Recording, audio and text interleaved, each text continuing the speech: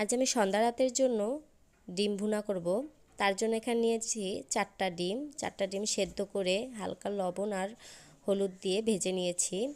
ডিম ভাজা তেলে এখন পেঁয়াজ আর কাঁচামরিচ আমি ভেজে নিচ্ছি।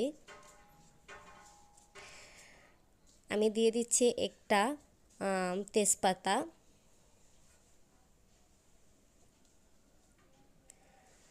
পেস্টটা হালকা একটু ভাজা হয়ে গেলে এখন দিয়ে দিচ্ছি আদা রসুন বাটা।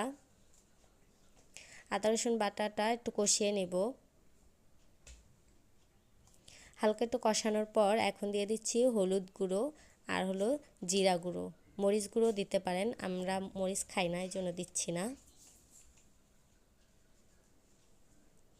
এই দেখুন আমাদের কষানো হয়ে গেছে, উপরে তেল ভেসে উঠেছে। এখন আমি একটা আলু কেটে রেখেছিলাম, আপনারা যেভাবে ইচ্ছা সেভাবে কেটে নিতে পারেন। আমি এখানে এভাবে কেটে নিয়েছি গোল গোল করে। তো এখন আলুটা কষানো হয়ে গিয়েছে, উপরে তেল ভেসে উঠেছে। এই পর্যায়ে দিয়ে দিচ্ছি ডিমগুলো। এবার মশলা আর আলুর সাথে ডিমগুলো ভালো মতো কষিয়ে নেব।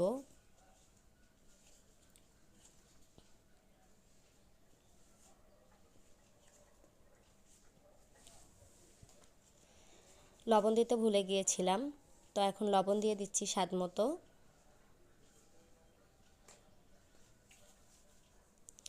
এই তো আমাদের ডিম ভুনা হয়ে গিয়েছে, নামিয়ে পরিবেশন করে নিলাম।